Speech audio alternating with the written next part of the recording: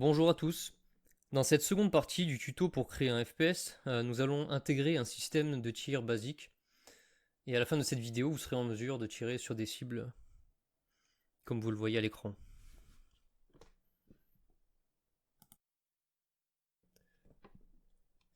On va commencer par un petit peu de décoration. On va créer un viseur qui sera simplement un point rouge au milieu de l'écran.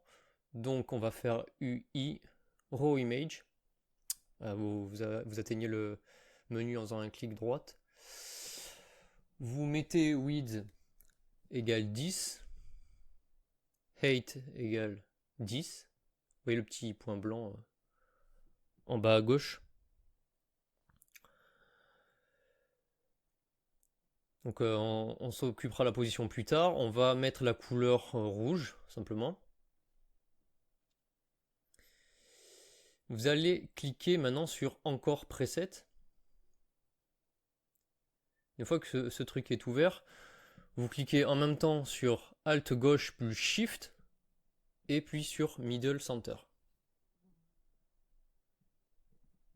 Il faut bien maintenir Alt gauche et Shift. On va créer maintenant les petites cibles qu'on a vues au début de la vidéo. Alors on va créer un 3D Object Empty, Create Empty. On va le renommer en Training.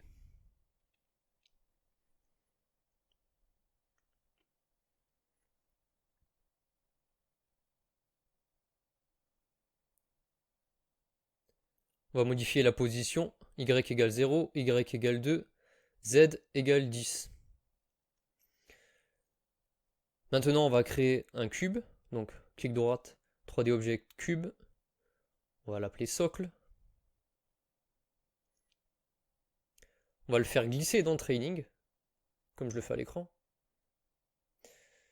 On va modifier sa position, y égale 0, x égale 0, y égale moins 1, z égale 0, et on va modifier le scale comme ceci, x égale 0,5, y égale 2, et z égale 0,5.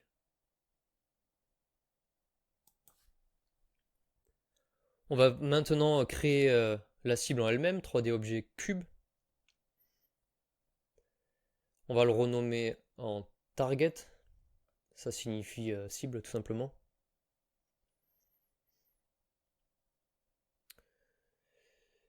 On va glisser target dans training.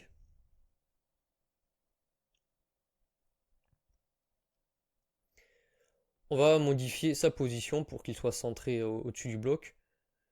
Alors, x égale 0, y égale 0,5 et z égale 0.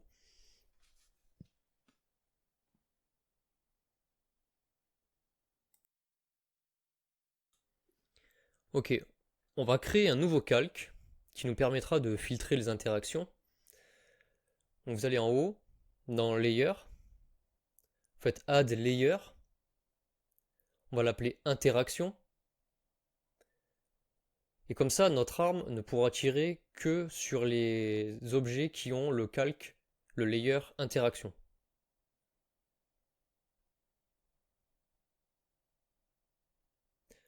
Vous revenez dans Target.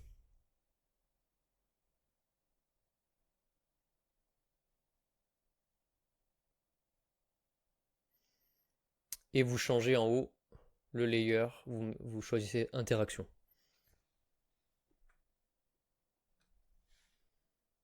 Maintenant, toujours dans Target, on va ajouter un composant. Donc Add Component. On va mettre un Rigid Body. Alors Rigid Body, pour résumer simplement, c'est ce qui permet de faire bouger un objet, quoi.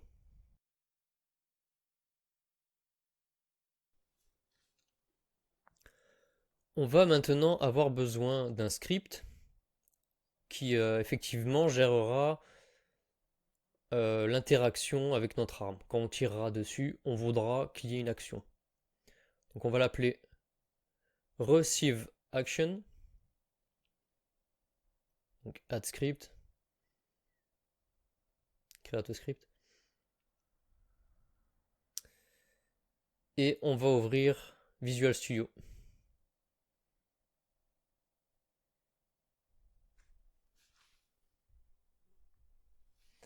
Alors je vous invite à aller copier le script depuis le site internet. Vous verrez le lien dans la description.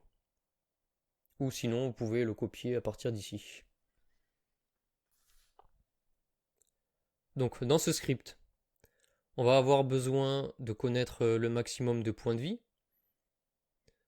Donc public int max hit point égale 5. J'ai mis un truc complètement au hasard. Hein.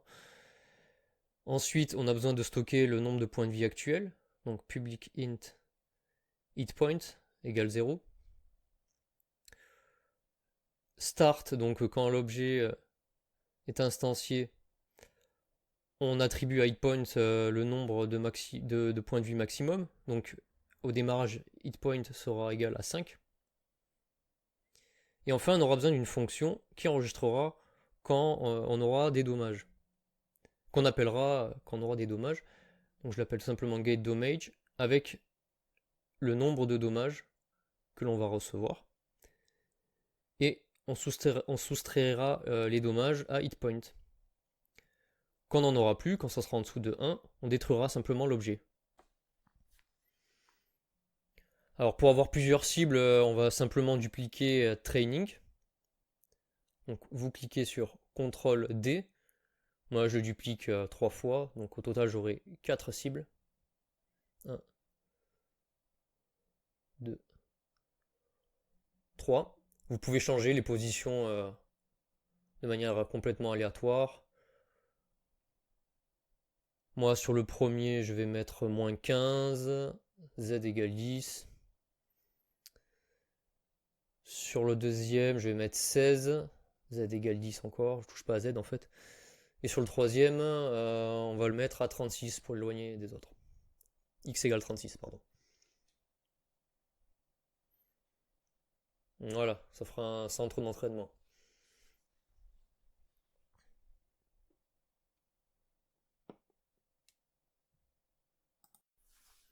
Là, on va commencer la partie la plus intéressante. On va se créer un petit flingue. On va faire un petit truc visuel léger. Hein. Donc, vous allez créer un 3D objet de capsule. Cylindre, pardon. Cylindre. Vous allez le renommer en gun. On va le glisser dans Player Main Camera. Voilà. Comme ça, il suivra tout le temps le mouvement de la caméra. Position 0,5, X 0,5, Y moins 0,5, Z égale 0,7. On va faire rotation X égale 90. Et le scale 0,1, Y 0,5, Z 0,1. Voilà, on a un petit gun basique, hein, vraiment. Ça fera l'affaire.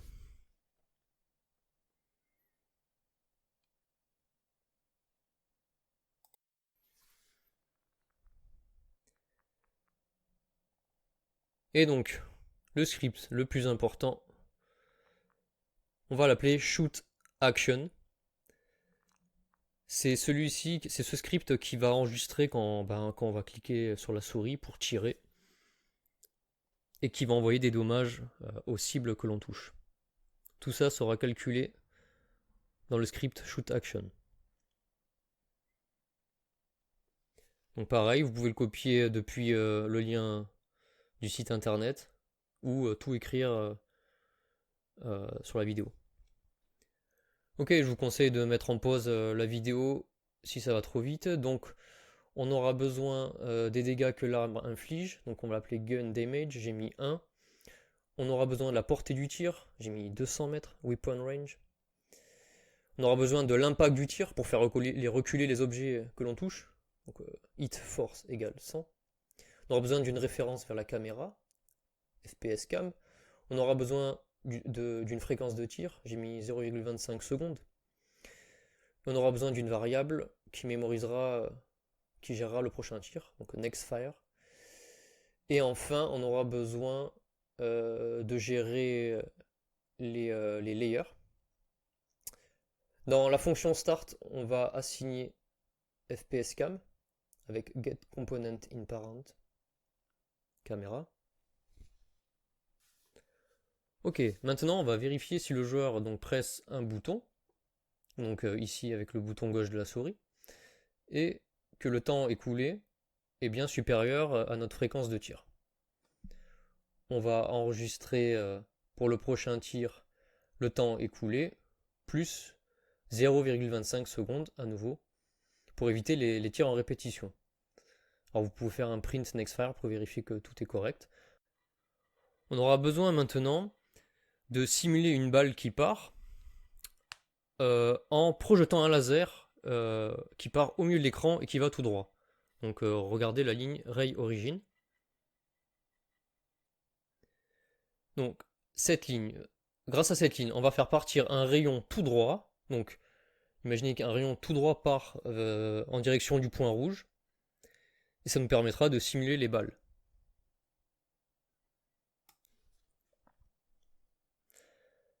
Maintenant, on va vérifier si donc notre rayon touche quelque chose, tout simplement. Donc l'origine, c'est le vecteur qu'on a rentré plus haut. On lui dit d'aller tout droit. Out hit, ça va enregistrer en quelque sorte ce qu'on touche. Weapon range, c'est la distance jusqu'à laquelle notre rayon porte. Et layer mask, c'est ce que notre rayon peut toucher. Donc, si la cible a un rigid body, donc ce n'est pas nul, si hit rigid body n'est pas nul, alors déjà on le fait reculer avec add force, on le fait reculer vers l'arrière. Et s'il a un script reshieve action qui n'est pas nul, eh bien on lui applique tout simplement les dommages du gun en appelant la fonction getDamage. Ok, on va retourner dans Unity, on va aller voir gun. Donc vous voyez bien que les dommages sont sur 1, la portée de 100, la force 100, 0,25 de rate, et on va mettre le masque sur interaction.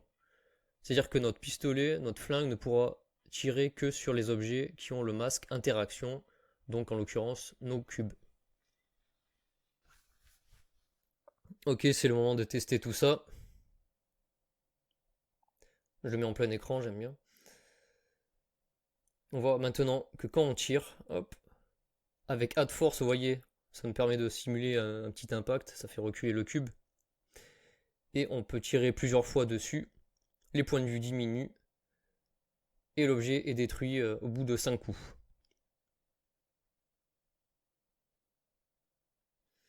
Alors merci, si vous avez aimé cette vidéo, n'hésitez pas à l'aimer et à vous abonner.